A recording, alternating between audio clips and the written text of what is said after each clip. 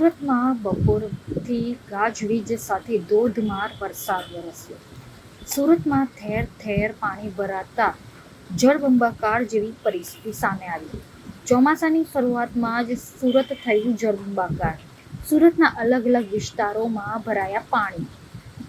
ઘોડા છૂટી ગયા બાદ તબેલાને તાળા મારવા જેવી સુરતમાં પરિસ્થિતિ. ઠેર ઠેર પાણી ભરાઈ જતા તંત્ર દ્વારા પાણીનો નિકાલ કરવાની કામગીરી કરવામાં આવી. સુરતના સલાબતપુરા વિસ્તારમાં બારડોલીના પીઠા પાસે પાણી ભરાયા, તો સલાબતપુરા પોલીસ સ્ટેશન પાસે પાણી ભરાતા તંત્રના કર્મચારીઓ કામે લાગ્યા. ચોમાસા અગાઉ કરવાની કામગીરી હોય છે પ્રી મોન્સૂનની, ત્યારે પાણી ભરાયા બાદ પાણીનો નિકાલ કરવા તંત્ર નિંદ્રામાંથી જાગ્યું તેવા પ્રશ્નો. સુરતના અલગ અલગ વિસ્તારોના સ્થાનિકોમાં રોષ. સુરતના રુસ્તમપુરા, સલાબતપુરા, વરાછા, ઉમિયાધામ વિસ્તારમાં ઘૂંટણસમાં પાણી ભરાયા. રેલવે સ્ટેશન વિસ્તાર, ઉધના, દિંડોલી વિસ્તારમાં પણ પાણી ભરાયા. ઠેર ઠેર પાણી ભરાતા વાહન ચાલકો થયા પરેશાન. ચોમાસા પૂર્વે ડ્રેનેજ લાઇનની સાફ સફાઈ થતી નથી તેવા સ્થાનિકોના આક્ષેપ. ડ્રેનેજ લાઇનમાં કચરો ફસાઈ જવાના કારણે દર વર્ષે પાણી ભરાઈ જવાની સમસ્યા થાય છે. તંત્ર ક્યારે નિંદ્રામાંથી જાગશે તેવા સ્થાનિકોના પ્રશ્નો. સ્માર્ટ સિટી સુરતની પ્રથમ વરસાદમાં જ કંઈક આ પ્રકારની થઈ સુરત. इंद्रोदन मोहनलाल मलवावाला, सलावतपुरा खांगर से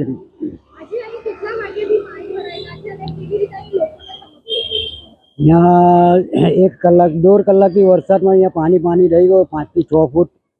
જે લોકોને આવવા જવામાં બહુ તકલીફ પડે છે ને અહીંયા એ લોકો જે આ બેસાડ્યા છે તેમાં લોખંડના જોઈશે ને આ એ લોકો સિમેન્ટના લાગી ગયા, અંદરથી કચરું જતું જ નથી ને પાણી પણ જતું જ નથી. નહીં કોઈ નહીં આવેલું, કોઈ આવતું જ નથી. અરજી કરીએ તો બી નથી આવતા, ખાલી જરાજુ કરીને ચાલ્યા જાય છે. પછી કોઈ અહીંયા હોય નહીં માણસ, એટલે એ લોકો કે અમે આવીને ચાલ્યા ગયા, કરીને ગયા. દર વર્ષે, આજે વર્ષોથી બધાને જન્મ બી અમારો અહીંયા જ છે. અહીંયાથી વર્ષોથી અમે રેલ જોઈએ છે. હજી તો વરસાદની શરૂઆતમાં જો આ પરિસ્થિતિ છે, હજી તો આખું ચોમાસું બાકી છે, ત્યારે શું કહેશો? એના વિશે આ તંત્ર કંઈ કામ કરશે તો સારી વાત છે, કારણ કે અમે લોકો પછી એવું કરવું પડશે કે એ લોકોના ઘરે જવું પડશે. આપનું નામ? બલવંતભાઈ રાણા, આ કયો વિસ્તાર? સલાવતપુરા, બારડોલી, પીઠા, ખાંગર શેરી નાકા. હજી કેટલા પાણી ભરાયા છે અને કેવી રીતે દર વર્ષે ભરાય છે? દર વર્ષે પાણી ભરાય છે.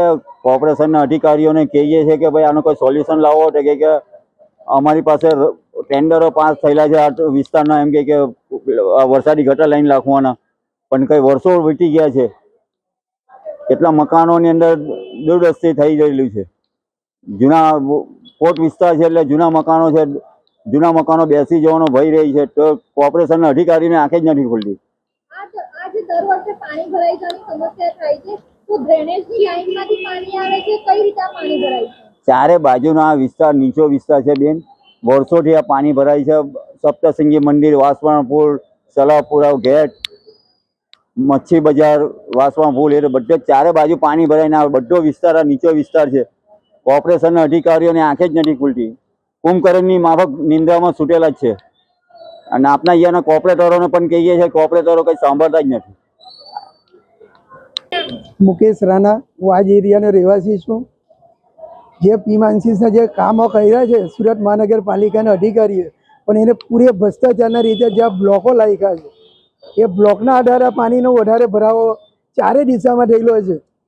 એવો વિસ્તાર આવી રહ્યો જે સપ્તશૃંગી મંદિર છે, સલાબતપુરા, બારડોલીનું પીઠું છે, મચ્છી માર્કેટ છે, સલાબતપુરા ખાંગર શેરી છે, બેગમવાડી છે, એટલા વિસ્તારમાં ભરચક પાણીના સમસ્યા છે.